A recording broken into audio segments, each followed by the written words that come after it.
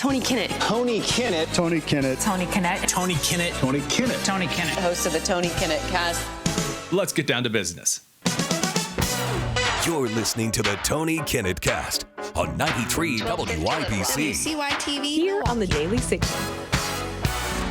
Well, if you were looking for things to heat up, boy, are they. Welcome to the Tony Kinnett Cast. I'm Tony Kinnett. Let's get into this quick news roundup. Let's not waste any more time. Last night was a truly insane night in the Middle East. Israel launched strikes in Gaza, in Lebanon, in Syria. In the end of the ceasefire, according to the Prime Minister's office, is because Hamas refuses to release the hostages, if there are any still alive. And these particular strikes took out a number of Hamas commanders, which have been responsible for the terror and oppression and violence in not just Israel, but in the Gaza Strip itself. So these include Issam al-Zaalis, Hamas de facto prime minister in Gaza, is one of their senior political bureau members. He is currently, what's the right word for it, burning in hell. Then you have Tayeb Abu Omar al-Hatta, the undersecretary of the Ministry of Justice. Then Abu Obaidah Muhammad al-Jamahi, Hamas political bureau member, kind of a top decision maker in the terror network, ensuring that Iran gets all of the money and the funding and all of that stuff into the Gaza Strip. And then Mahmoud Abu Watfa, the undersecretary of the Ministry of the Interior in Gaza. Those four individuals are no longer with us due to the targeted strikes. Additionally, the United States is continuing a series of strikes against the Houthi rebels in Yemen. And I continue to see individuals in the Libertarian Party primarily who claim that the United States can't strike at individuals who shoot United States commercial, civilian, and military naval craft because that gets us in foreign wars. So let's have a little conversation real quick in a hustle hurry. The oldest military tradition in the United States, other than kicking out the British, is the absolute destruction of Muslim pirates who touch our boats.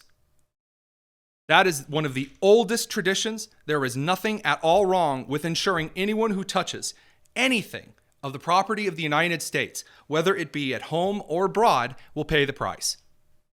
Now, how do you turn that into a big, everlasting foreign war like the Bush administration? You stay there and you have some stupid, frilly idea about democracy building. And, we need to ensure that, we have established this spirit of freedom that all individuals just have. And that's stupid.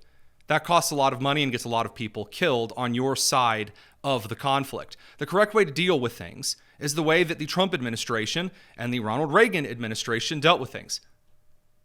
In the morning after the strike, you tell everyone, hey, guess what? These people that were a problem, these people that hurt Americans, that killed Americans, that impeded American trade, that impeded the American economy, that were a threat to life, liberty, and the pursuit of happiness of the American citizen, they're no longer with us. And anyone at all who funds them or backs them will suffer the same fate. And so Trump has made the same threat now to Iran. Every shot fired by the Houthis will be assumed to come from Iran, who does all of the bedding and wetting of the Houthi terrorists in Yemen. And that is a completely appropriate response. The idea that Iran is going to suddenly launch us into World War III if we strike their sights, it's going to be terrible at the end of the world, is an elementary, childish, and stupid foreign policy perspective. That's not how it works. You have to make the decision to put boots on the ground and occupy after a series of conflicting events have taken place that draw a permanent stake in the region. And that has to come from the executive branch. None of that has to do with striking those who have struck Americans or really infringe upon the American trading economy on the global stage. The Houthis have been busy because all of their stuff's getting blown up because, Biden's not giving them 48 hours notice anymore. On March 15th, the Houthis in the far western portion of Yemen began seizing World Food Program stock from basically warehouses in Sada. 5,700,000 pounds of commodities, which were given as aid for Yemeni civilians, has been seized by the Houthis because if you can count on anything from a Muslim terror network, it's the stealing of resources meant for civilians. The response has been quite something. The Associated Press, who once shared office space with Hamas and didn't tell anyone about it, announced, oh, there were over 200 killed minutes after the Israeli airstrikes began. Where did they get those numbers? Oh, from the Palestinian Health Ministry, the Hamas health group that just releases and makes up numbers. It's really incredible because simultaneously, while these strikes were going on, Hamas was releasing statements that they couldn't get in contact with anyone in the air-stricken areas. They couldn't reach out. They were having trouble reaching other communication networks where Israel was targeting. And then simultaneously, 2 minutes and 36 seconds after the strike, they said, oh, and also 34 children, age 5 to 7, have died right here in this exact area.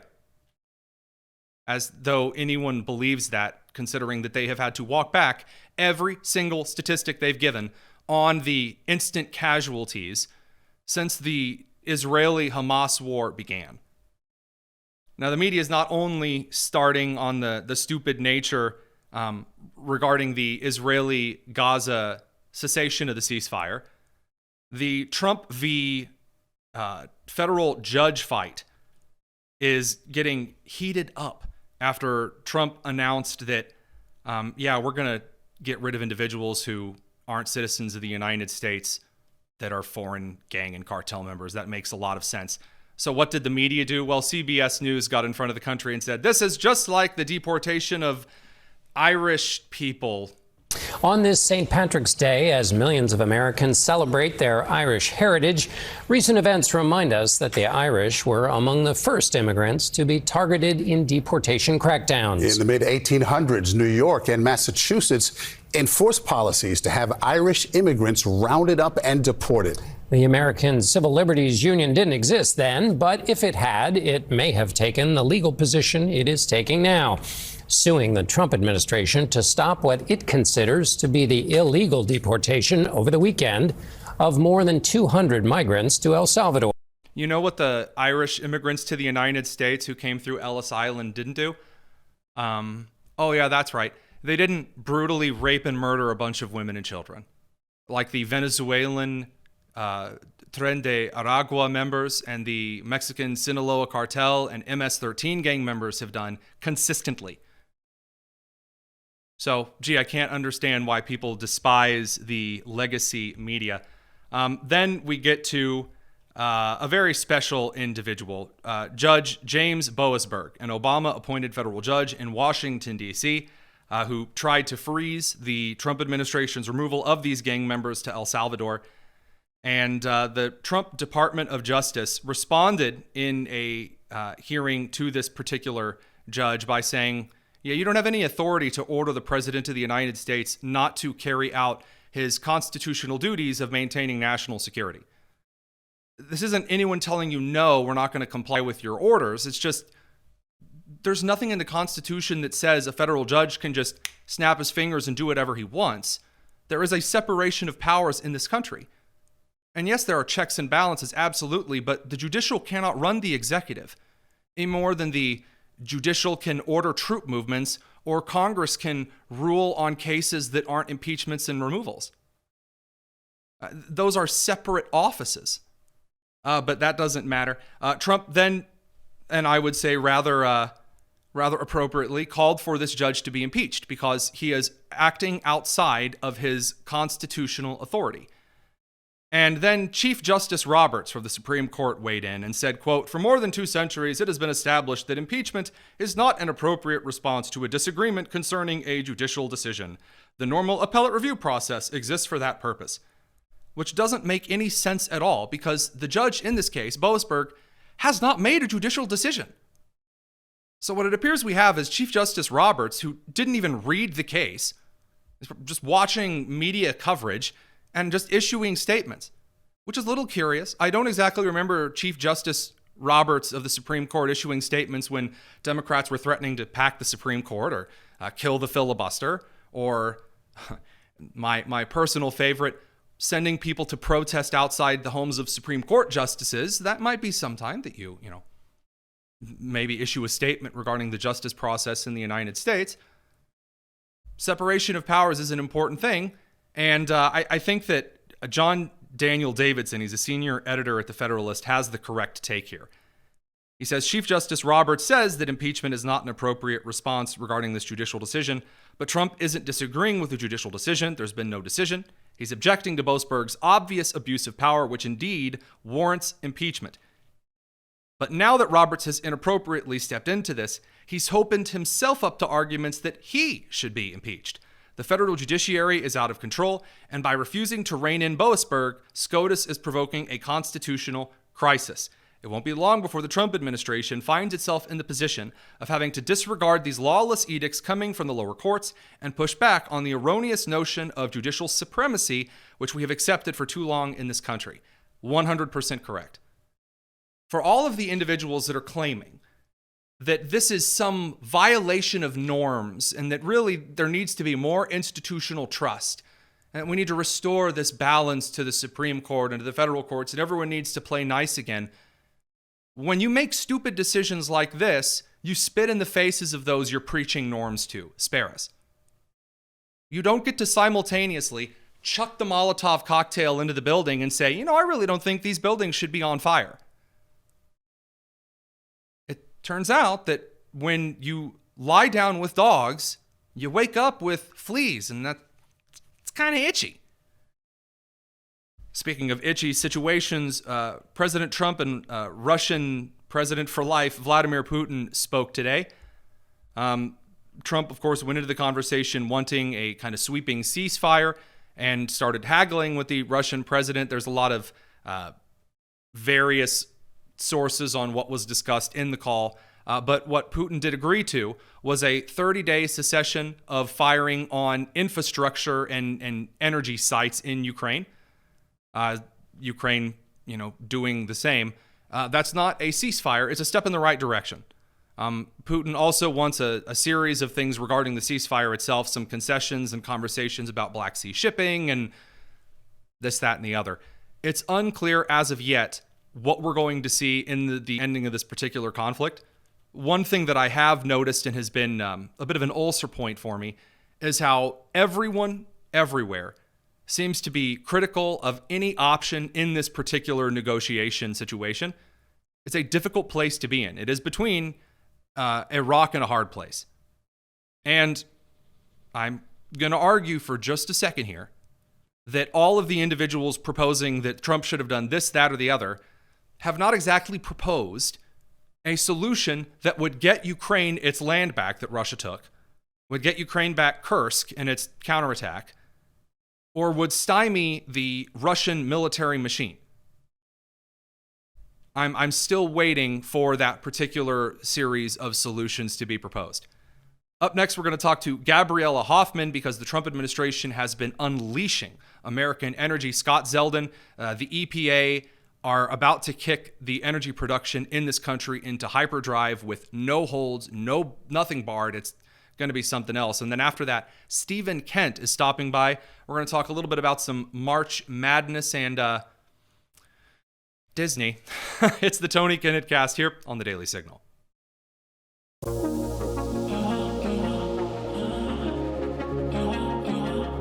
This is the Tony Kinnett Cast on 93 WIPC. The best time of the year is again upon us. And I do mean the one time of the year that I have a separate monitor that I carry around at all times to update me on the latest of the most important American cultural institution we have. That would be March Madness. Welcome back to the Tony Kinnett Cast, your favorite snarky, sarcastic Hoosier. And I mean the basketball movie kind of Hoosier. And that brings us, of course, to Stephen Kent from the Consumer Choice Center for a little Whatcha Watchin. Stephen, how's it going? Are you ready for some March Madness? Oh, I'm ready. I'm enjoying it. I'm a native North Carolinian, and we had a pretty knockdown, drag-out Duke UNC game here this week. I mean, these two teams, I've just loved growing up watching them go neck and neck, and I am a UNC guy. I would say my family skews Duke, and Duke pulled it off by 3 points. I swear, this is what they always do. They trail throughout most of the game, and then they rally in the end and steal it back. So, what are your team Purdue plays later this week, right? They do. Now, I'm as an IU fan when it comes to basketball. I normally don't particularly care for Purdue. However, I will say that I am still I'm enough of a Hoosier nationalist, let's say, that it doesn't really I don't really care which Indiana team is doing well in March Madness, as long as there is an Indiana team doing well in March Madness. So whether that's Butler, whether that's Purdue, Indiana, whatever, Purdue's got their work cut out for them. Just a bit. I know that as a 4 seed, there's a bit of an uphill climb here. But I'm looking forward to seeing what they bring to the table. I think they've got a shot at least breaking it out of the Elite Eight. I would say so. And, here on the 20th, so on Thursday, Purdue is playing against High Point University, which not quite hometown team for me, but, neighboring. I was about to ask you where High Point was, so I'm glad you. Yeah, High Point is a elite highbrow private university near Greensboro, North Carolina, which is basically a walled garden surrounded by poverty and destitution in High Point, a hollowed out furniture factory manufacturing town. And High Point is one of the most expensive schools in North Carolina, and it's pretty much just so that you can have jacuzzi parties and all sorts of crazy amenities at this university. I highly doubt these kids can play basketball, so Purdue will run away with this one. I'm quite confident. I'll make this my last particular point here. I don't really care about a whole lot in this particular March Madness year, other than I want to see Clemson lose. I don't like Clemson, and I've never liked him. Anytime I've seen him, I can't stand him. I can't stand who is it? Brad Brownell, their coach. I can't stand him. I think he's arrogant. I don't know what it is. Something about Clemson just. I can't stand their college basketball program. Put some money on it, Tony. Put some money on that. It's legal in your state. You can put some cash down in Indiana. Why has it become so popular? I don't know what happened in the last couple of years, but there's all of these sports betting apps, and they all talk about what great deals you can get if you go in, and you don't even have to be right. They say you can just throw $5 on a player and get $8 million in return. Oh, how amazing! What's the deal with this trend? Well, sports betting has absolutely blown up across the U.S. since the Supreme Court ruling in 2018, which made it legal for this practice to take off in the states. Indiana was one of the first states to adopt it in 2019, clearing the way for sports betting and now online sports betting. And yeah, this is DraftKings, this is FanDuel, but there's a huge problem in the U.S. market, Tony, which is that the illegal overseas unregulated market for sports betting is dominating. There is sites like Bovada, for example, which a new report, Bovada, which is an overseas site based in Costa Rica, and a new report from this AI firm called Next and Blask, two different analytics firms, show that Bovada has double the market share and revenue year over year of FanDuel and DraftKings combined, which means, Tony, that even in states where it's regulated, consumers are drifting over to these overseas shady sites where anything goes to place bets and running up often credit card debt. And it's really made worse by the states in the U.S. that are allowing bans on sports betting to continue.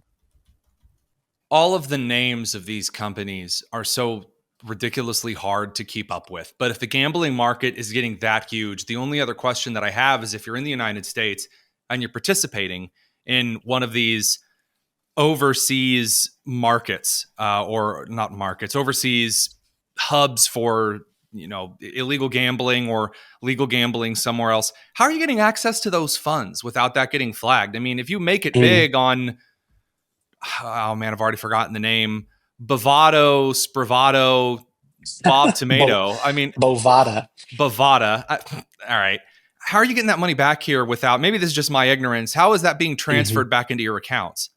The magic of the internet. I will tell you, though, the financial harm of these overseas sites tends to be credit card and cryptocurrency fraud and scams. And so, U.S. states who have regulated sports betting and legalized it are at least able to offer people who enjoy sports betting and watching these games legal avenues to bet using usually debit card only. So actually, if they're going to run up a big gambling bill that it's going to be with money and their actual bank account. And, we have this big problem in the US, which is that Texas and California, two population powerhouses in the US, both have still banned sports betting. And so their population drifts over towards overseas sites like Bovada, making these things hugely profitable, and it causes a lot of consumer harm across the US. It's an interesting predicament because I don't like gambling and sports betting. I think it's bad, but I'm not bans on it make it a little bit worse. Well, I mean, that's the case with a lot of practices, that banning something, at least banning an activity for adults like that, has that classic Americana prohibition style, backfiring. But I don't really care for it either. I have friends that do it, friends that are on a couple of the radio networks that we syndicate to. And I understand. I do. I get that they enjoy a little bit of a betting. It kind of ups the ante and make things a little bit more serious. And when I've traveled, I've had friends who, get into poker games, and I'm not a bad card player, but I just don't like putting money on the line for things like that. It just gives me, to put it in, I don't know if this would be Gen Z or Alpha terms, it just gives me the ick. Yeah, it's not how I was raised. That. It's a great way to lose money. And I don't even like spending money on like concerts and or shows, things that I go to and then it's over and my money has left. I could Gambling imagine is you worse for that. as possibly more stingy than me, and I'm a pretty stingy guy, Tony. So, I used to joke that I got one tattoo in college, and if I had a magic wand and a infinite bank account, I would have a ton of tattoos, head to toe.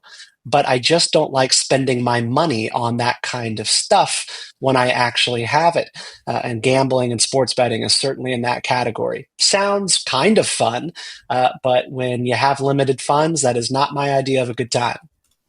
So let's talk about an idea of a good time. What are you watching right now? Because at least for me, it ain't Disney's new Snow White. I know that it came out, they scaled back the premiere because the person that they had cast to be Snow White was like saying that it was some old racist story and she doesn't exactly fit the description of Snow White, and the Daily Wire started producing their own version of Snow White, and I don't know if that's coming out. A lot of Disney hubbub about Snow White. Now I don't even know if have they released it, have they not released it, does anyone care? I'm told it's pretty. Snow White comes out this weekend in theaters across the US. And basically, for the past couple of days, Disney has just been navigating a negative news cycle because they scaled back press access to their red carpet events surrounding Snow White. I think at this point, they just believe it has gotten to be too toxic of a release. They're concerned about controversies around the lead actress, Rachel Ziegler, and faux controversies surrounding Gal Gadot, who is playing the witch. Right. So there's just all sorts of stuff that has set up Snow White for a failure in the box office. And I would be shocked if they see week over week success. Captain America, the latest Captain America film, did have an impressive out of the gate opening weekend, but it declined quite sharply after that first one. And I think that's what you'll see with Snow White as well. So I want to take that into the other kind of hubbub around Disney at the moment here. Whatcha Watchin, our weekly segment where we dig into kind of the more culturally relevant stuff going on around the country with Steve and Kent. Had you seen the new live action trailer for Disney's live portrayal of Lilo and Stitch? I've not seen the trailer for that. My daughter is a big Lilo and Stitch fan, so I'm sure she's excited. But we're also getting into that stage. Yeah, we're also getting into that stage with ours. But I watched it. It was okay. I'm just disheartened because there's no need to go back and remake every single classic animation style movie. And this was one of the last Disney animated. I think after that, there was The Princess and the Frog, or whatever they called it. Mm-hmm. It was The Princess and the Frog? Yes, Princess and the Frog. And, this is all indicative of Hollywood in many ways treating, and I don't think they mean to do this, but treating animation like a subpar or inferior form of entertainment and like a lesser form of art. Just because something hits the market as an animated film doesn't mean that it was ever missing something. And there seems to be this behavior from these major corporations like Disney that something could be done better or brought to the table with a live action interpretation. And it turns out that is not really the case. There's nothing that your movie was missing just because it was hand drawn. I think that you're pretty on point. Let's shift away from that over to the last little rebranding, let's call it. And it came from a social media account on X, chess.com. You ever play any chess? I've played chess on and off throughout my life. Of course, I went deep during COVID and got back into it. What have they done? So, I never got into the kind of the renaissance of chess. I played, while I was in school because, obviously. And I didn't get into the whole post-COVID where everyone downloaded chess.com's app and they all were playing with each other. I had students right before when I taught in Indianapolis, but they made a post on the 14th posting a picture of the bishop, like the white bishop and the black bishop side. So the bell shape with the cut along the side to show that the hat. It says, accepting new name ideas for this piece. And the comments were wild, accusing them of trying to erase, again, the names of the pieces because, that's what is it, too Christian for you? Oh, the bishop. Oh, you don't like it. My favorite comment is somebody posting a picture of a pawn and saying, this you? They're getting roasted. I mean, just roasted over trying to rename a piece in chess. They didn't do that with the rook, but the bishop, that has to go. No one knows what the rook is. I don't know what to even make of that. Is it possibly the case that people read into the post too much political ill will or intent? Is it possible they were just making a joke about what the bishop looks like? I mean, in some ways, it's mildly phallic and mildly circumcised in its design. I mean, is there anything there that people are maybe taking their post too seriously? I mean, I'm looking through their social media to see if they quote tweeted it again and then said, please stop suggesting bishop. That's a silly name.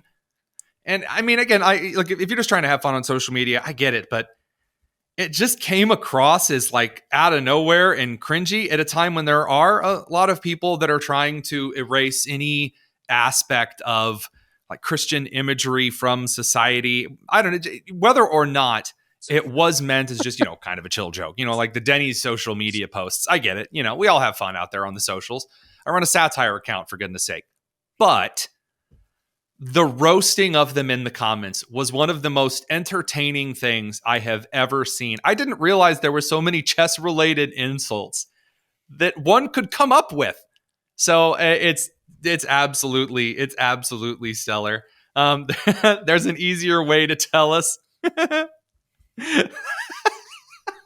There's one comment. There's easier way to tell us that you're not the one who checkmates your wife. I mean, come on, man. Well, there you go. Chess will be fixed for future generations. You heard it here first on the Tony Kinnett cast. Stephen Kent, what you got working right now? I know that you're doing various like kind of cultural reflection projects. I got to help you out with one a little bit ago, kind of about like trying again. Tell us a little bit about some of the side stuff you're up to. Yeah, so I run Geeky Stoics on YouTube. It is a channel dedicated to the actionable philosophy that you can find in pop culture. It's a little self-helpy in nature, but it's, kind of going over Lord of the Rings and Star Wars and Harry Potter and kind of drawing out the best messages and pieces of advice that you can apply to your life. I'm working on a book on a related topic. It'd be my second book, and those are the projects that keep me busy, and it's all sort of rolled into geekystoics.com. Highly recommend people go check that out. Absolutely. And we'll, of course, have that linked, not just obviously on screen, but in the description as well. Stephen Kent, another great week of Whatcha Watchin. Thanks a ton, man. Tony, take care. We'll be back in just a second. Don't go anywhere. It's the Tony Kennett Cast here on the Daily Signal.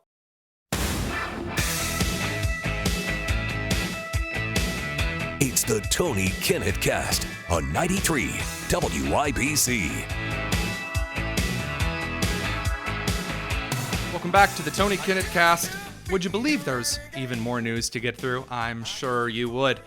The Democrats, where do they fit into all of this? Poorly. You would expect that with some of the chaos going on with the judicial system and the Trump administration, some international movement going on with Russia and Ukraine, with Israel and Hamas, that maybe the Democrats would get some kind of a unified message together. No. Instead, you've got this internal shredding of souls in which Alexandria Ocasio-Cortez is apparently considering primarying Chuck Schumer in the Senate. Fantastic. I know that according to polls, she is the de facto leader of the Democrat Party. That is when she's, not openly weeping and whining in self-miniature little TikTok videos. Hey everyone, I'm just popping on. And, to be honest, I'm not even sure why I'm popping on right now. Hey everybody. Hey everyone, thanks for joining. That's it. Fantastic. Good to know that the leader of the Democrat Party is in great spirits. I don't know what's going. That's just fantastic. It's not getting any better on the Schumer side. The Senate leadership position is in dire straits after the minority leader Chuck Schumer decided that he would flip-flop on the continuing resolution vote. So he now is in ultra defense mode after canceling his book tour because his entire party now hates him. And he's arguing, he's clinging on to his leadership position for dear life. He's like, I'm the best. I'm the best. Hakeem and I, we have a day of action on Medicaid. In every state, in every corner of the country, Democrats are talking about they're going to Medicaid centers. They're going to people who would be deprived and Senator, people killed. don't have faith in the Democrats. Well, let me say this. Look. Fantastic. Senator, people don't have faith in the Democrat Party.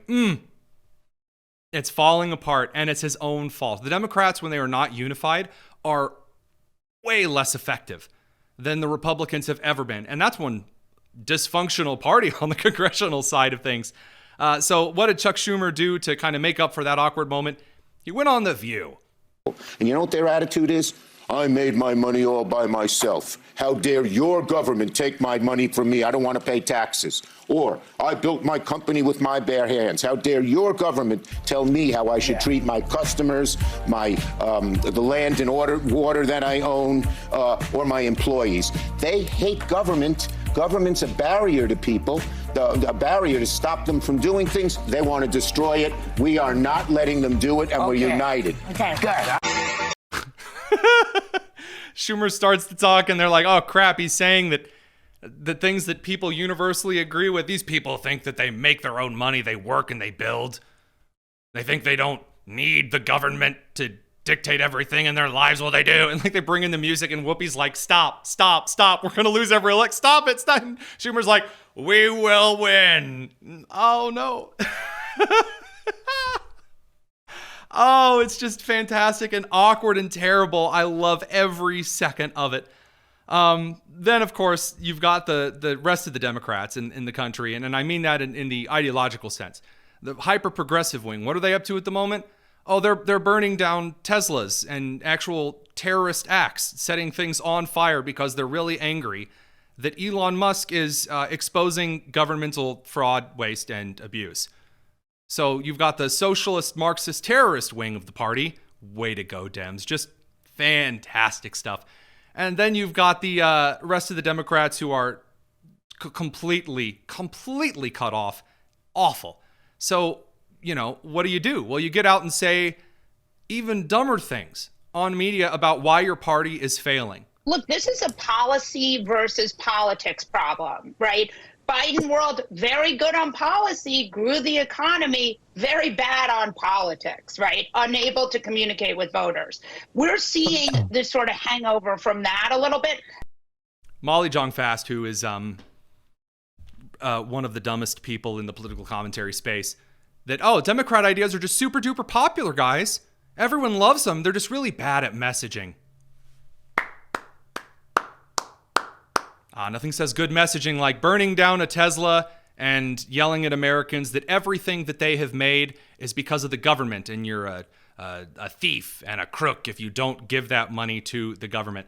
Last but not least, I did want to point out that Tim Walz and Gavin Newsom have decided, because those are your two real champions of the party, that what the Democrats need to do right now is triple down, go on offense, really go right at them. Have they figured it out that the identity piece of this is more important than the actual substance behind it? Well, they've been doing it for decades. I mean, we've saw the welfare queens. We've seen the Southern strategy. We've seen it over and over. It's an old playbook, and we're as dumb as we want to be. That the Southern strategy that's been debunked, the welfare degradation of inner city communities, that's fake. That Republicans focusing on cultural issues is just